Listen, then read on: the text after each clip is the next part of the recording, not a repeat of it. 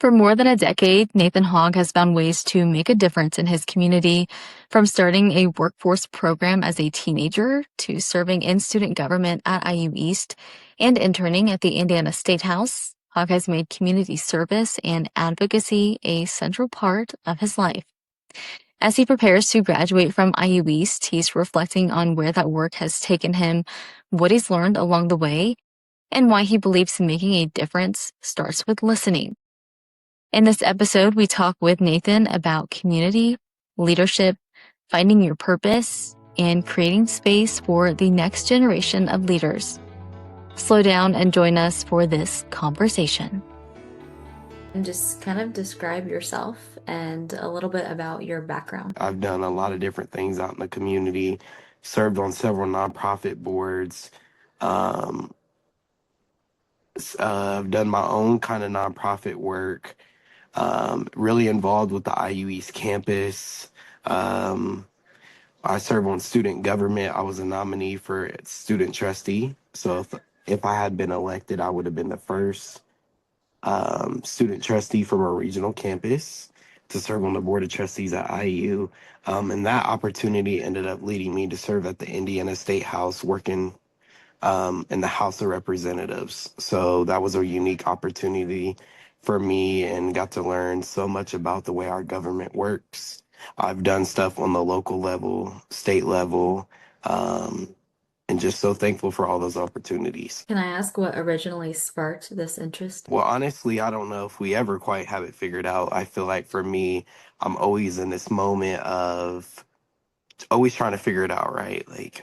Um, that's the beauty about going to college and learning about, because during those 4 years, you learn so much about yourself. You find out what you like, what you don't like, what interests you. And so knew I always wanted to do community work. It's something that I've always been involved in ever since a little boy. And what has sparked me to do that is the resources that I didn't have as a young kid. And I knew those family values that were instilled in me by my parents, to be a good person, to be respectful, to get good grades, to do all these things. It's just honestly what has been instilled in me. And so I try to carry what I've learned from my parents and to be involved in this community, as this community has helped raise me and has embraced me and celebrated me in so many different ways. Did you originally not have plans to go to college? Yeah, so I'm a 21st century scholar and I'm a group scholar. 21st century is a well-known program around the state of Indiana, and group scholars at IU helps students that are first generation, underprivileged.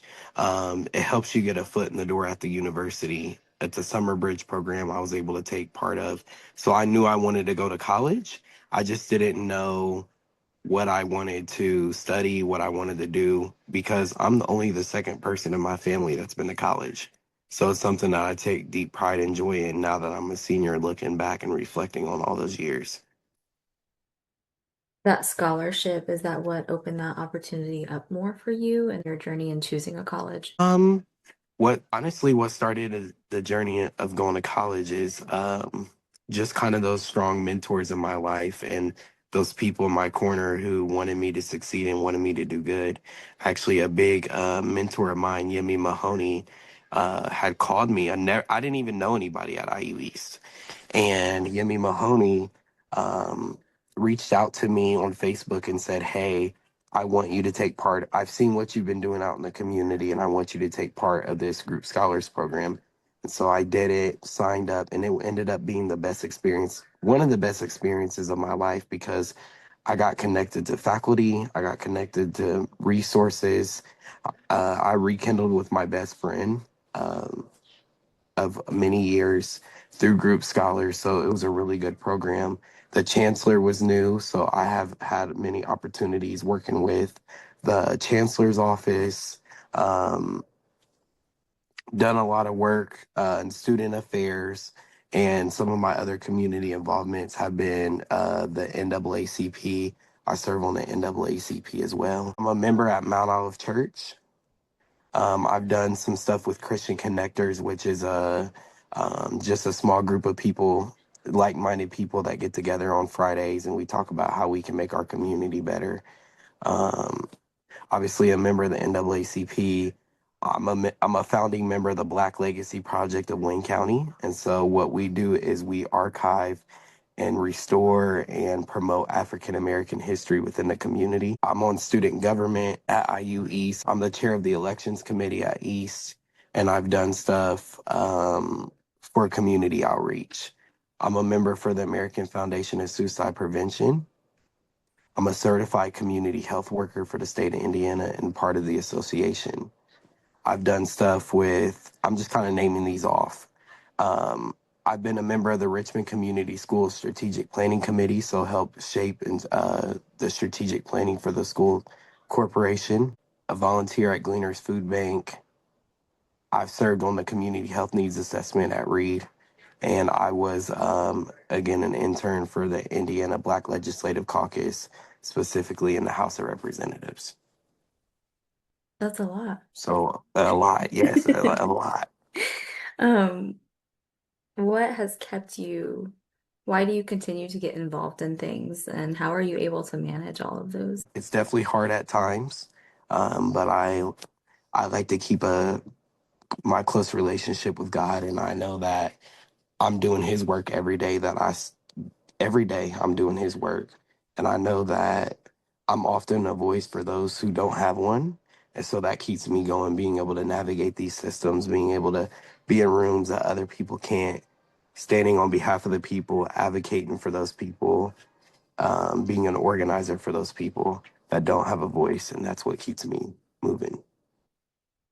You're in a lot of positions that require leadership. Um, and what does that look like for you? Yeah, I mean, kind of lead with purpose, right? And so sometimes when I'm in these rooms and I'm leading, I try to listen more than I speak. I try to make sure that I'm centering those who have been affected by whatever the case may be. So I always center those who come to me and are like, Nathan, this is what's going on. Are you able to help? You, I've been affected this way, or centering the student voices. That's a prime role of my work at student government, being able to go back to students who are not on, for students who are not on student government and are not in tied with the university or administration, to go back and be like, this is what I'm hearing. So just being able to connect the two together, the people who are making decisions and the people who are not. And so that's kind of how I try to lead.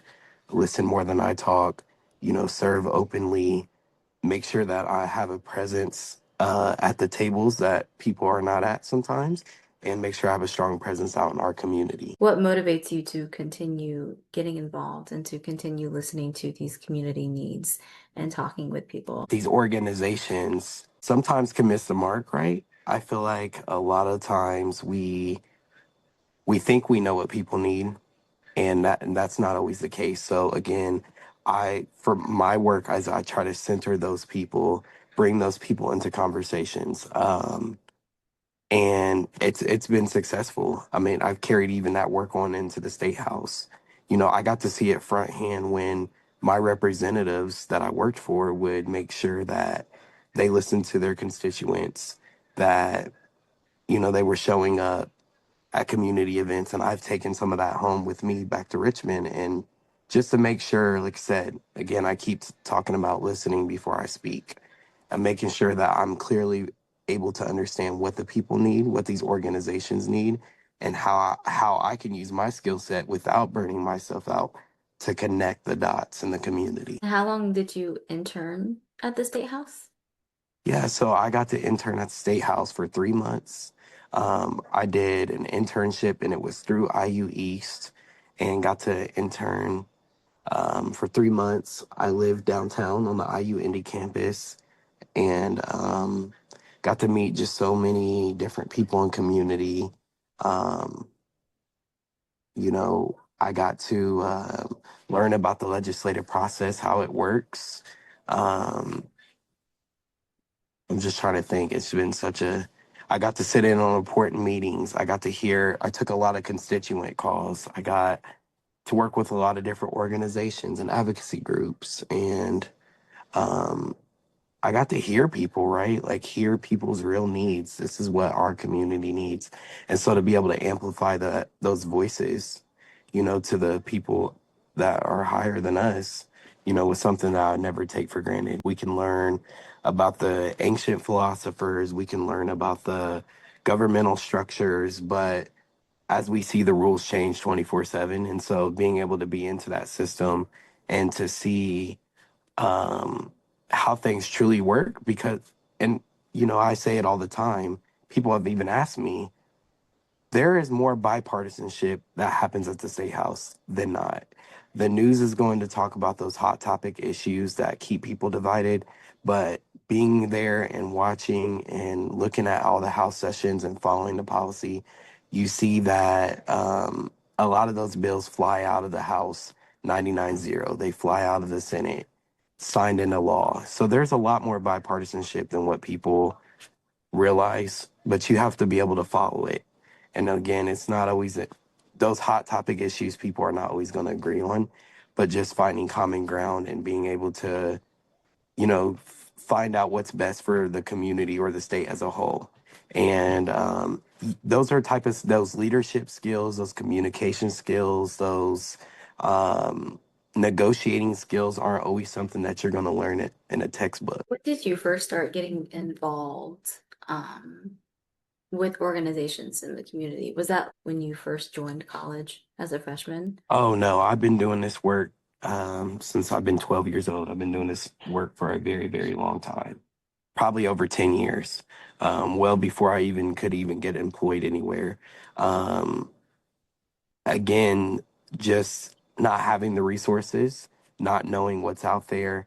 And I mean, from a young boy, I've always been the type to go get it because that's what my parents instilled in me. Actually, me and my family were just laughing about it the other day. My dad instilled into us that you have to work hard for what you want.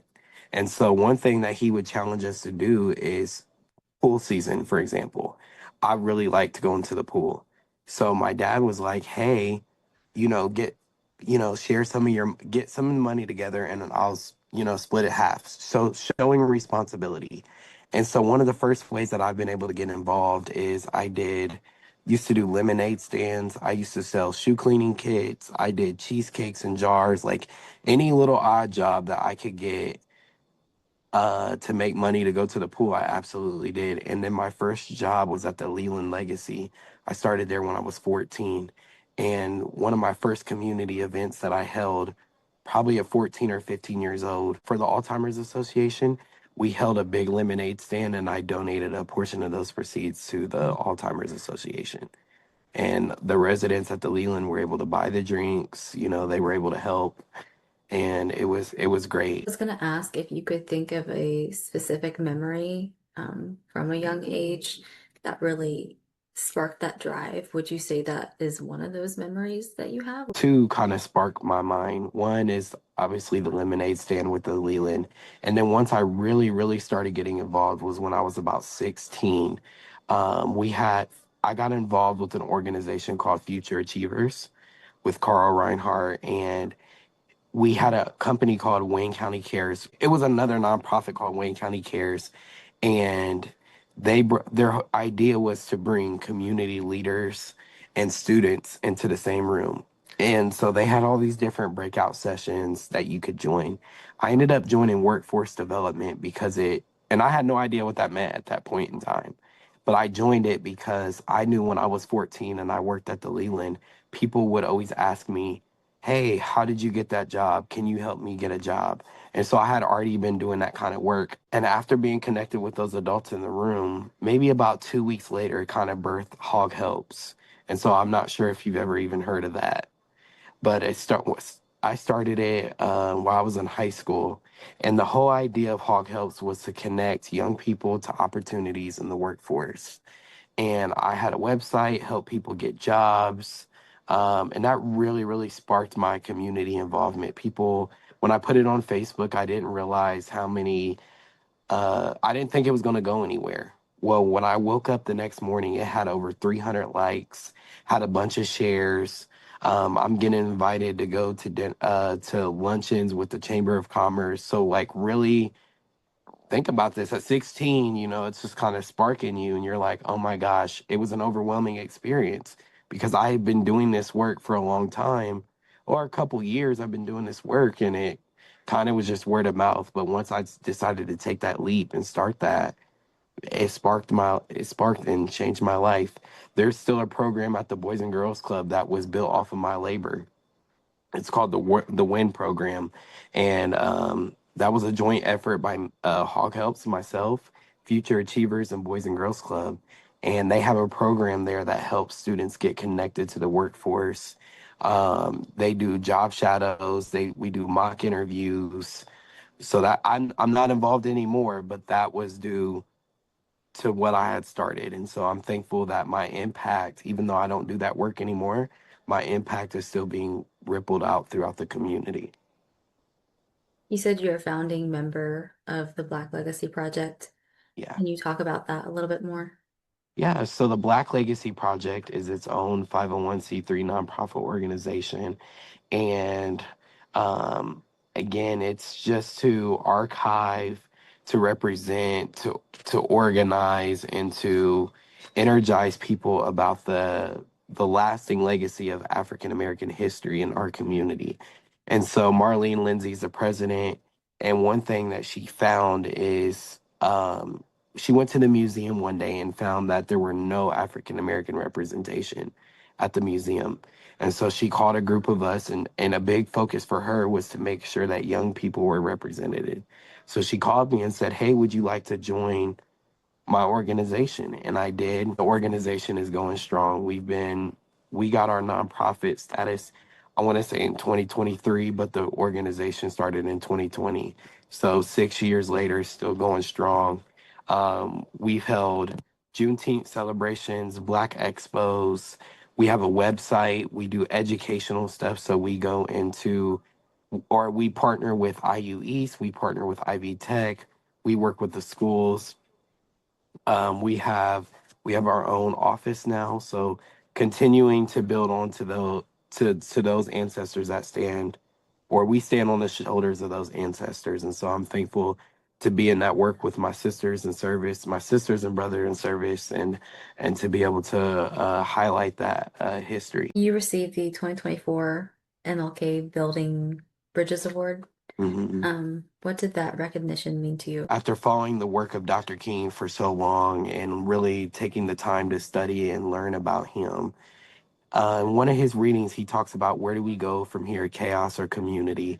And um, I'm just so inspired by that work because in a time where there are so many things to divide us, not even just politically, but there are just so many things in this world that divide us. Socioeconomic statuses, education levels, just so many different dividers. I, I make it my life priority to make sure that I'm showing more compassion than hate, showing more love than hate. I try to make sure that I'm building more community than chaos. And so that is a principle that I live by.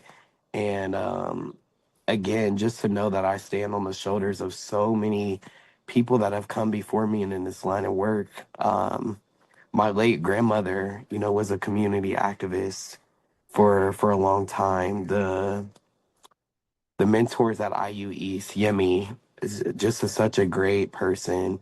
My professor, Cal, um, to see those people in line of work and to build community the way they have for me meant everything when I received the Building Bridges Award, because I know that we're going to do everything we can to continue to build community.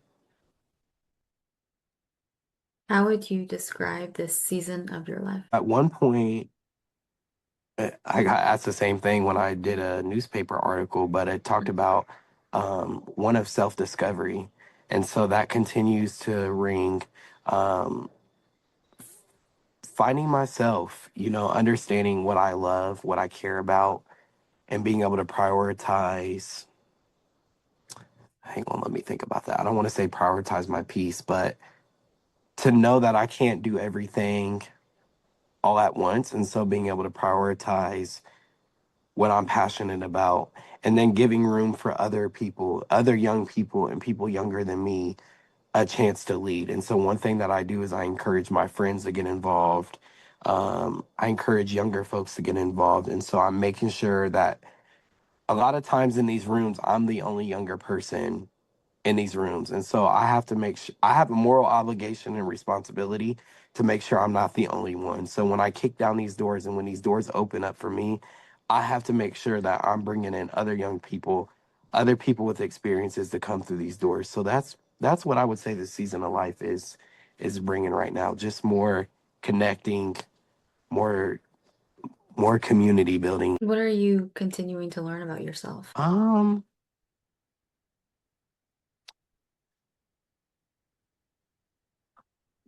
One thing that I'm continuing to learn about myself that kind of stumped me, I haven't had anybody ask me that before. One thing that I'm learning about myself is that it's okay to not have everything figured out. And it's okay to not know what's next. I feel like now that I'm a senior, I get asked often, like, what's next for you, Nathan? Like, what are you going to do? And I've had to wrestle with myself and not having it figured out. I don't know. And I've had to be comfortable with that and to stand in my own truth. And, whatever God has for me is going to continue to unfold. And I stand and firmly believe in that God has my plan laid out for me. Sometimes, um, I can't always see it by sight, but that's where that faith comes in, being able to just acknowledge and say, to fully lay out, God, whatever you have for me, I trust in that. I know that you have a plan for me.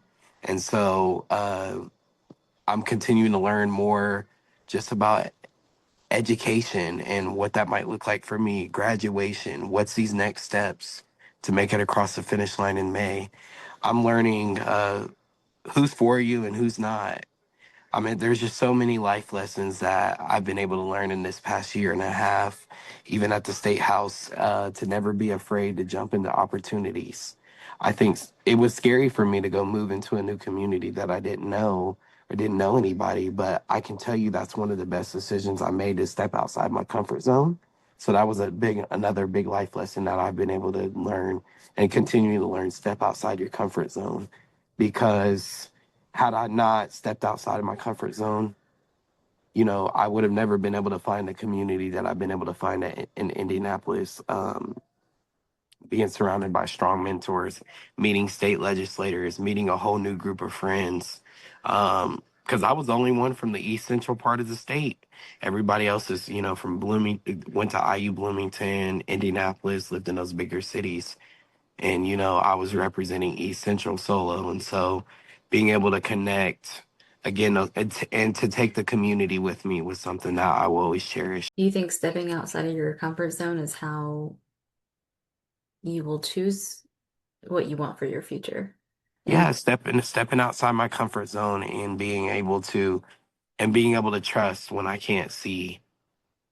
That's been the thing, is and to have gratitude for the wins, the losses, and everything in between. That's also kept me afloat to maintain gratitude even when things don't go my way. So that's been another lesson that I've learned, especially when I didn't get to become the student trustee or I wasn't picked, to be able to just hold that gratitude for everything, for the wins, the losses, and everything in between.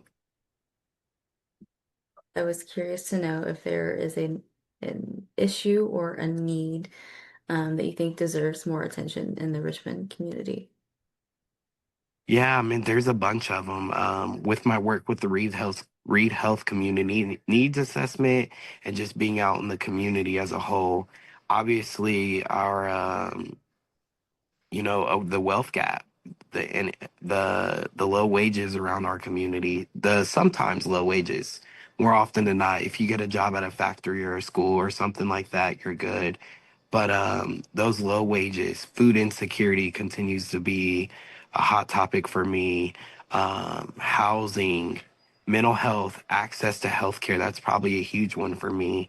Um, with these hip changes and these new Medicaid rules that are going to go into effect, it's going to hurt and harm a lot of people. And so I've been trying to, do my homework to see what other cities are doing and to look at what other communities are doing to help mitigate some of this, stuff that's going to come down because, you know, our neighbors are going to feel that pressure. And so, as a community health worker, um, it's in my best interest to make sure that I'm being studying and looking at what's going on and to help amplify those voices. But food insecurity is a big one, mental health, again, jobs, housing, those type of issues are, folks that those kitchen table issues that folks are desperately needing and desperately wanting, and are always bringing it to attention.